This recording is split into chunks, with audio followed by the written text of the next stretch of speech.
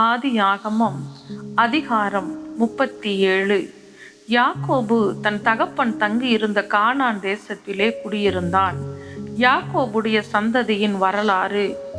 யோசேப்பு 17 வயதிலே தன் சகோதரருடனே ஆடுகளை மேய்த்து கொண்டிருந்தான்.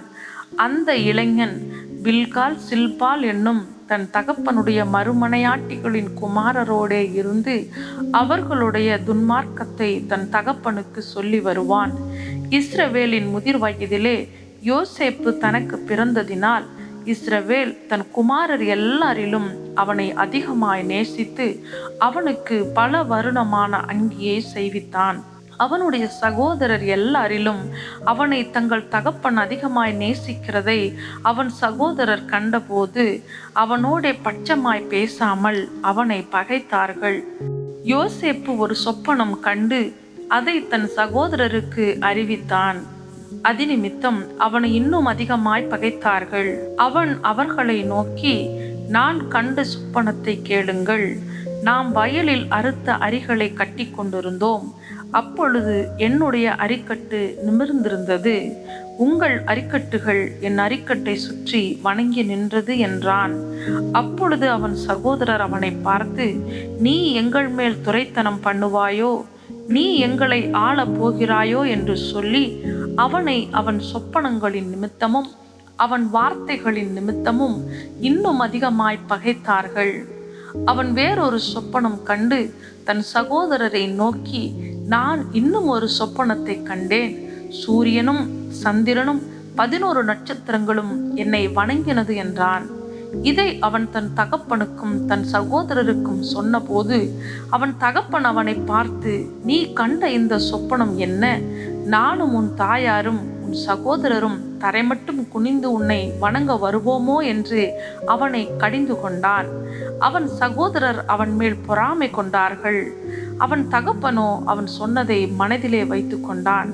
பின்பு அவன் சகோதரர் சீகேமிலே தங்கள் தகப்பனுடைய ஆடுகளை மேய்க்கப் போனார்கள். அப்பொழுது இஸ்ரவேல் யோசேப்பை நோக்கி, உன் சகோதரர் சீகேமிலே ஆடுகளை மேய்க்கிறார்கள் அல்லவா? உன்னை அவர்களிடத்திற்கு அனுப்பப் போகிறேன், வா என்றான். அவன், இதோ போகிறேன் என்றான். அப்பொழுது அவன், நீ போய் உன் சகோதரருடைய சேமம் எப்படி என்றும் ஆடுகள் எப்படி இருக்கிறது என்றும் பார்த்து எனக்கு மறு செய்தி கொண்டு வா என்று அவனுக்கு சொல்லி எபிரோன் பள்ளத்தாக்கிலே இருந்து அவனை அனுப்பினான். அந்தபடியே அவன் சீகேமுக்கு போனான். அப்பொழுது ஒரு மனிதன் அவன் வெளியிலே வழி தப்பி திரிகிறதை கண்டு, என்ன தேடுகிறாய் என்று அவனை கேட்டான். அதற்கு அவன், என் சகோதரரை தேடுகிறேன். அவர்கள் எங்கே ஆடு மேய்க்கிறார்கள் சொல்லும் என்றான். அந்த மனிதன், அவர்கள் இவ்விடத்திலிருந்து போய்விட்டார்கள், தோத்தானுக்கு போவோம் என்று அவர்கள் சொல்ல கேட்டேன் என்றான். அப்பொழுது யோசேப்பு தன் சகோதரரை தொடர்ந்து போய் அவர்களை தோத்தானிலே கண்டுபிடித்தான். அவர்கள் அவனை தூரத்தில் வர கண்டு அவன் தங்களுக்கு சமீபமாய் வரும் முன்னே அவனை கொலை செய்யும்படி சதி யோசனை பண்ணி ஒருவரை ஒருவர் நோக்கி, இதோ சொப்பனக்காரன் வருகிறான், நாம் அவனை கொன்று இந்த குழிகள் ஒன்றிலே அவனை போட்டு ஒரு துஷ்ட மிருகம் அவனை பட்சித்தது என்று சொல்லுவோம், வாருங்கள், அவனுடைய சொப்பனங்கள் எப்படி முடியும் பார்ப்போம் என்றார்கள். ரூபன் அதை கேட்டு அவனை அவர்கள் கைக்கு தப்புவித்து அவனை அவன் தகப்பனிடத்துக்கு திரும்பவும் கொண்டு போக மனதுள்ளவனாய் அவர்களை நோக்கி, அவனை கொல்ல வேண்டாம், நீங்கள் இரத்தம் சிந்தலாகாது, நீங்கள் அவன் மேல் கை வையாமல் அவனை வனாந்தரத்தில் உள்ள இந்த குழியிலே போட்டு விடுங்கள் என்று சொல்லி இவ்விதமாய் ரூபன் அவனை அவர்கள் கைக்கு தப்புவித்தான். யோசேப்பு தன் சகோதரரிடத்தில் சேர்ந்தபோது யோசேப்பு உடுத்தி கொண்டிருந்த பல வருண அங்கியை அவர்கள் கலற்றி அவனை எடுத்து அந்த குழியிலே போட்டார்கள். அது தண்ணீர் இல்லாத வெறும் குழியாயிருந்தது. பின்பு அவர்கள் போஜனம் செய்யும்படி உட்கார்ந்தார்கள். அவர்கள் தங்கள் கண்களை ஏறெடுக்கும் போது இதோ கீலேயாத்திலிருந்து வருகிற இஸ்மவேலருடைய கூட்டத்தை கண்டார்கள். அவர்கள் எகிப்துக்கு கொண்டு போகும்படி கந்தவர்க்கங்களையும் பிசின் தைலத்தையும் வெள்ளை போலத்தையும் ஒட்டகங்கள் மேல் ஏற்றி கொண்டு வந்தார்கள். அப்பொழுது யூதா தன் சகோதரரை நோக்கி, நாம் நம்முடைய சகோதரனை கொன்று அவன் இரத்தத்தை மறைப்பதினால் லாபம் என்ன? அவனை இந்த இஸ்மவேலுக்கு விற்று போடுவோம், வாருங்கள். நமது கை அவன் மேல் படாதிருப்பதாக. அவன் நம்முடைய சகோதரனும் நம்முடைய மாம்சமுமாயிருக்கிறானே என்றான். அவன் சகோதரர் அவன் சொல்லுக்கு இணங்கினார்கள். அந்த வர்த்தகரான மீதியானியர் கடந்து போகிற போது அவர்கள் யோசேப்பை அந்த குழியிலிருந்து தூக்கி எடுத்து அவனை இஸ்மவேலர் கையில் 20 வெள்ளிக்காசுக்கு விற்று போட்டார்கள். அவர்கள் யோசேப்பை எகிப்திற்கு கொண்டு போனார்கள். பின்பு ரூபன் அந்த குழியினிடத்துக்கு திரும்பி போன போது யோசேப்பு குழியில் இல்லை என்று கண்டு தன் வஸ்திரங்களை கிழித்து கொண்டு தன் சகோதரரிடத்துக்கு திரும்பி வந்து, இளைஞன் இல்லையே, ஐயோ நான் எங்கே போவேன் என்றான். அவர்கள் யோசேப்பின் அங்கியை எடுத்து ஒரு வெள்ளாட்டு கடாவை அடித்து அந்த அங்கியை இரத்தத்திலே தோய்த்து பல வருணமான அந்த அங்கியை தங்கள் தகப்பனிடத்துக்கு அனுப்பி, இதை நாங்கள் கண்டெடுத்தோம், இது உம்முடைய குமாரன் அங்கியோ அல்லவோ, பாரும் என்று சொல்லச் சொன்னார்கள். யாக்கோபு அதை கண்டு, இது என் குமாரனுடைய அங்கிதான், ஒரு துஷ்ட மிருகம் அவனை பட்சித்து போட்டது, யோசேப்பு பீருண்டு போனான் என்று புலம்பி தன் வஸ்திரங்களை கிழித்து தன் அறையில் ரட்டு கட்டி கொண்டு அநேக நாள் தன் குமாரனுக்காக துக்கித்து கொண்டிருந்தான். அவனுடைய குமாரர் குமாரத்திகள் எல்லாரும் அவனுக்கு ஆறுதல் சொல்ல வந்து நின்றார்கள். ஆனாலும் அவன் ஆறுதலுக்கு இடம் கொடாமல், நான் துக்கத்தோடே என் குமாரனிடத்தில் பாதாளத்தில் இறங்குவேன் என்றான். இவ்விதமாய் அவனுடைய தகப்பன் அவனுக்காக அழுது கொண்டிருந்தான். அந்த மீதியானியர் யோசேப்பை எகிப்திலே பார்வோனின் பிரதானியும் தலையாரிகளுக்கு அதிபதியுமாகிய போத்திபார் என்பவனிடத்தில் விற்றார்கள். ஆதியாகமம் அதிகாரம் 38. அக்காலத்திலே யூதா தன் சகோதரரை விட்டு அதுல்லாம் ஊரான் ஆகிய ஈரா என்னும் ஒரு மனிதனிடத்தில் போய் சேர்ந்தான். அங்கே யூதா சூவா என்னும் பேருள்ள ஒரு கானானியனுடைய குமாரத்தியை கண்டு அவளை விவாகம் பண்ணி அவளோடே சேர்ந்தான். அவள் கர்ப்பவதியாகி ஒரு குமாரனை பெற்றாள். அவனுக்கு ஏர் என்று பெயரிட்டான். அவள் மறுபடியும் கர்ப்பவதியாகி ஒரு குமாரனை பெற்று அவனுக்கு ஓனான் என்று பெயரிட்டு அவள் மறுபடியும் கர்ப்பவதியாகி ஒரு குமாரனை பெற்று அவனுக்கு சேலா என்று பெயரிட்டாள். அவள் இவனை பெறுகிற போது அவன் கெசீபிலே இருந்தான். யூதா தன் மூத்த மகனாகிய ஏர் என்பவனுக்கு தாமார் என்னும் பேருள்ள ஒரு பெண்ணை கொண்டான். யூதாவின் மூத்த மகனாகிய ஏர் என்பவன் கர்த்தரின் பார்வைக்கு பொல்லாதவனாயிருந்ததினால் கர்த்தர் அவனை அழித்து போட்டார். அப்பொழுது யூதா ஓனானை நோக்கி, நீ உன் தமையன் மனைவியைச் சேர்ந்து அவளை மைத்துன சுதந்திரமாய் படைத்து உன் தமையனுக்கு சந்ததியை உண்டாக்கு என்றான். அந்த சந்ததி தன் சந்ததியாயிராதென்று ஓனான் அறிந்தபடியினாலே அவன் தன் தமையனுடைய மனைவியைச் சேரும்போது தன் தமையனுக்கு சந்ததி உண்டாகாத படிக்கு தன் வித்தை தரையிலே விழவிட்டு கெடுத்தான். அவன் செய்தது கர்த்தரின் பார்வைக்கு பொல்லாததாயிருந்ததினால் அவனையும் அவர் அழித்து போட்டார். அப்பொழுது யூதா தன் குமாரனாகிய சேலாவும் அவன் சகோதரர் செத்தது போல சாவான் என்று அஞ்சி தன் மருமகளாகிய தாமாரை நோக்கி, என் குமாரனாகிய சேலா பெரியவனாக மட்டும் நீ உன் தகப்பன் வீட்டிலே கைம்பெண்ணாய் தங்கியிரு என்று சொன்னான். அந்தபடியே தாமார் போய் தன் தகப்பன் வீட்டிலே தங்கியிருந்தாள். அநேக நாள் சென்ற பின் சூவாவின் குமாரத்தியாகிய யூதாவின் மனைவி மரித்தாள். யூதாவினுடைய துக்கம் ஆறின பின் அவன் அதுல்லாம் ஊரானாகிய தன் சிநேகிதன் ஈராவுடனே திம்னாவிலே தன் ஆடுகளை மயிர் கத்தரிக்கிறவர்களிடத்திற்கு போனான். அப்பொழுது, உன் மாமனார் தம்முடைய ஆடுகளை மயிர் கத்தரிக்க திம்னாவுக்கு போகிறார் என்று தாமாருக்கு அறிவிக்கப்பட்டது.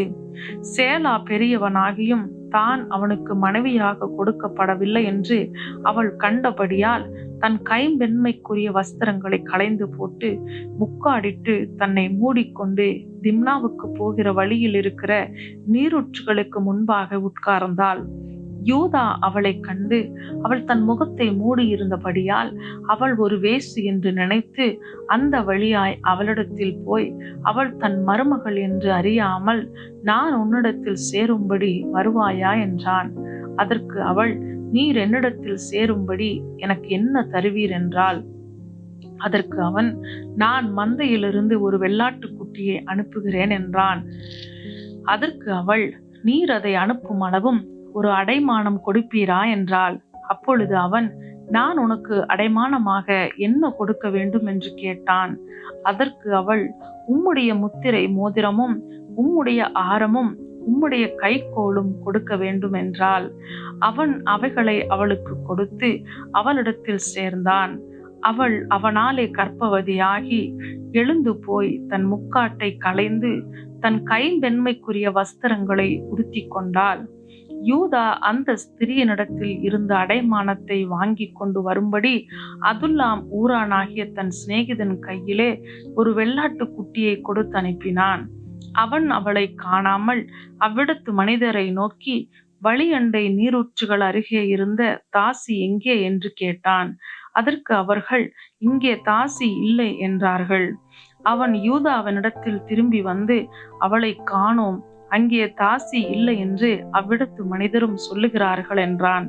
அப்பொழுது யூதா, இதோ இந்த ஆட்டுக்குட்டியை அனுப்பினேன், நீ அவளை காணவில்லை, நமக்கு அவகீர்த்தி வராதபடிக்கு அவள் அதை கொண்டு போனால் போகட்டும் என்றான். ஏறக்குறைய 3 மாதம் சென்ற பின்பு, உன் மருமகளாகிய தாமார் வேசித்தனம் பண்ணினால், அந்த வேசித்தனத்தினால் கர்ப்பவதியும் ஆனாள் என்று யூதாவுக்கு அறிவிக்கப்பட்டது. அப்பொழுது யூதா, அவளை வெளியே கொண்டு வாருங்கள், அவள் சுட்டெரிக்கப்பட வேண்டும் என்றான். அவள் வெளியே கொண்டு வரப்பட்ட போது அவள் தன் மாமனிடத்துக்கு அந்த அடைமானத்தை அனுப்பி, இந்த பொருட்களை உடையவன் எவனோ அவனாலே நான் கர்ப்பவதியானேன், இந்த முத்திரை மோதிரமும் இந்த ஆரமும் இந்த கோலும் யாருடையவைகள் பாரும் என்று சொல்லி அனுப்பினாள். யூதா அவைகளை பார்த்தறிந்து, என்னிலும் அவள் நீதி உள்ளவள், அவளை என் குமாரனாகிய சேலாவுக்கு கொடாமற் போனேனே என்றான். அப்புறம் அவன் அவளை சேரவில்லை. அவளுக்கு பிரசவ காலம் வந்தபோது அவள் கர்ப்பத்தில் 2 பிள்ளைகள் இருந்தன. அவள் பெறுகிற போது ஒரு பிள்ளை கையை நீட்டினது. அப்பொழுது மருத்துவச்சி அதன் கையை பிடித்து அதில் சிவப்பு நூலை கட்டி, இது முதலாவது வெளிப்பட்டது என்றால். அது தன் கையை திரும்ப உள்ளே வாங்கி கொண்ட போது அதன் சகோதரன் வெளிப்பட்டான். அப்பொழுது அவள், நீ மீறி வந்தது என்ன, இந்த மீறுதல் உன்மேல் நிற்கும் என்றால். அதனாலே அவனுக்கு பாரேஸ் என்று பெயரிடப்பட்டது. பிற்பாடு கையில் சிவப்பு நூல் கட்டி இருந்த அவனுடைய தம்பி வெளிப்பட்டான். அவனுக்கு சேரா என்று பெயரிடப்பட்டது. ஆதியாகமம் அதிகாரம் 39. யோசேப்பு எகிப்துக்கு கொண்டு போகப்பட்டான். பார்வோனுடைய பிரதானியும் தலையாரிகளுக்கு அதிபதியுமாகிய போத்திபார் என்னும் எகிப்து தேசத்தான் அவனை அவ்விடத்திற்கு கொண்டு வந்த இஸ்மவேலரிடத்தில் விலைக்கு வாங்கினான். கர்த்தர் யோசேப்போடே இருந்தார். அவன் காரிய சித்தி உள்ளவனானான். அவன் எகிப்தியனாகிய தன் எஜமானுடைய வீட்டிலே இருந்தான்.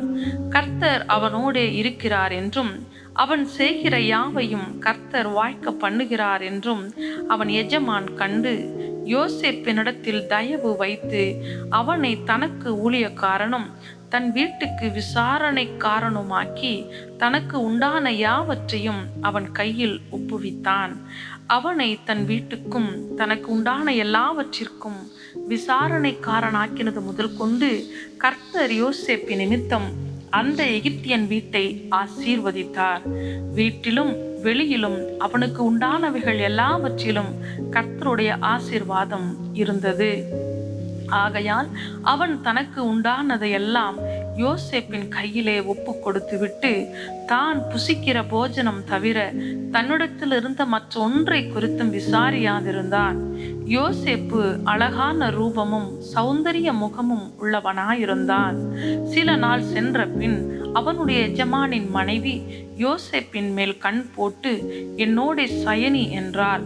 அவனோ தன் எஜமானுடைய மனைவியின் சொல்லுக்கு இணங்காமல் அவளை நோக்கி, இதோ வீட்டிலே என்னிடத்தில் இருக்கிறவைகளில் யாதொன்றை குறித்தும் என் ஆண்டவன் விசாரியாமல் தமக்கு உண்டான எல்லாவற்றையும் என் கையில் ஒப்பித்திருக்கிறார்.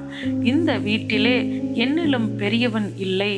நீ அவருடைய மனைவியாயிருக்கிறபடியால் உன்னை தவிர வேறொன்றையும் அவர் எனக்கு விலக்கி வைக்கவில்லை. இப்படி இருக்க நான் இத்தனை பெரிய பொல்லாங்குக்கு உடன்பட்டு தேவனுக்கு விரோதமாய் பாவம் செய்வது எப்படி என்றான். அவள் நித்தம் நித்தம் யோசேப்போடே இப்படி பேசிக்கொண்டு வந்தும் அவன் அவளுடனே சயனிக்கவும் அவளுடனே இருக்கவும் சம்மதிக்கவில்லை. இப்படி இருக்கும்போது ஒரு நாள் அவன் தன் வேலையை செய்கிறதற்கு வீட்டுக்குள் போனான். வீட்டு மனிதரில் ஒருவரும் வீட்டில் இல்லை. அப்பொழுது அவள் அவனுடைய வஸ்திரத்தை பற்றி பிடித்து என்னோடே சயனி என்றாள். அவனோ தன் வஸ்திரத்தை அவள் கையிலே விட்டு வெளியே ஓடிப்போனான்.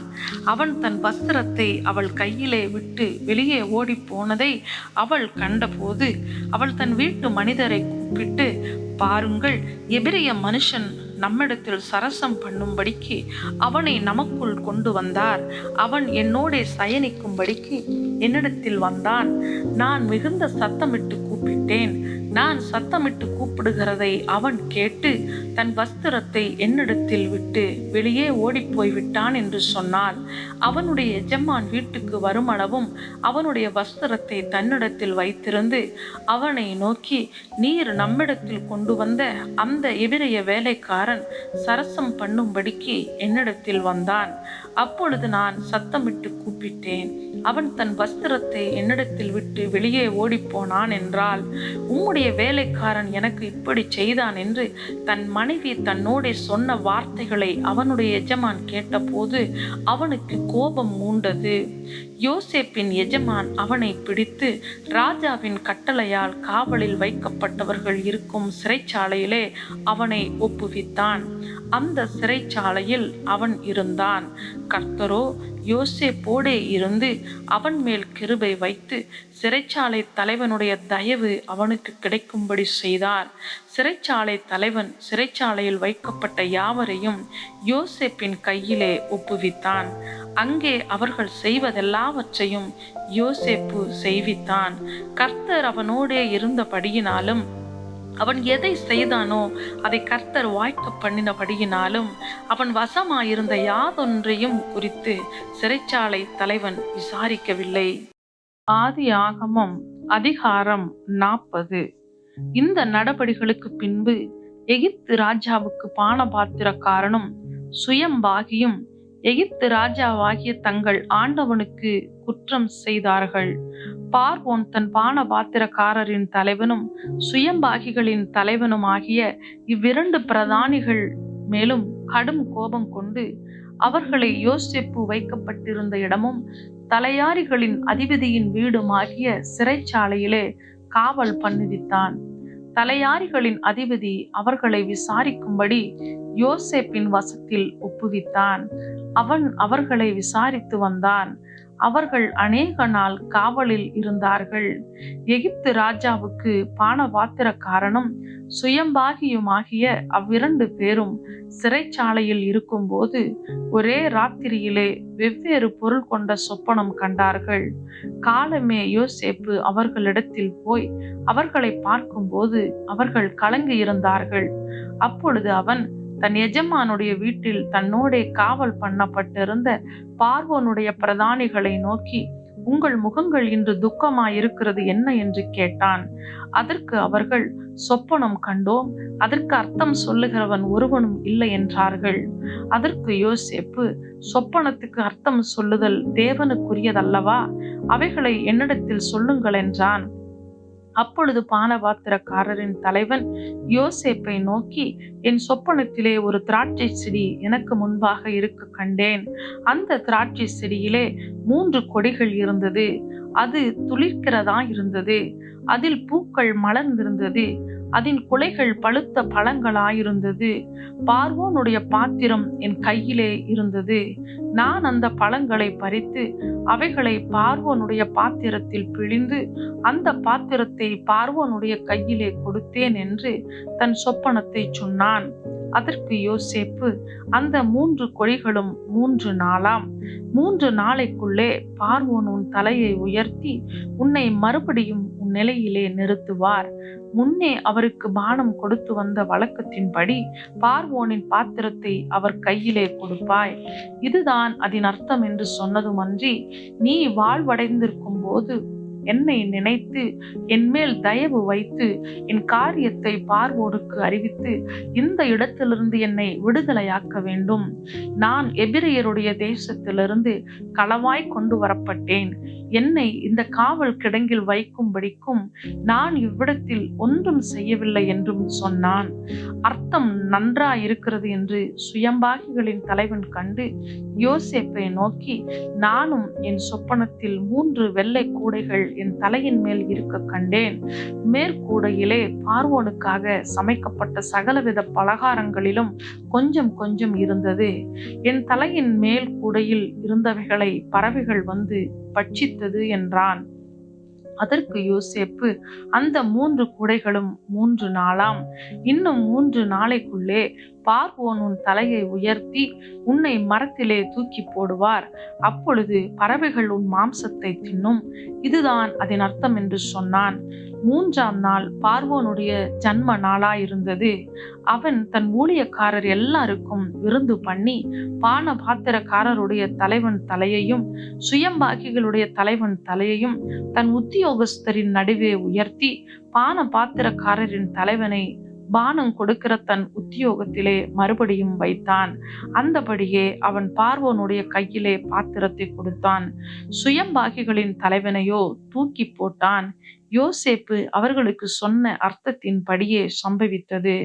ஆனாலும் பான பாத்திரக்காரரின் தலைவன் யோசேப்பை நினையாமல் அவனை மறந்து விட்டான்.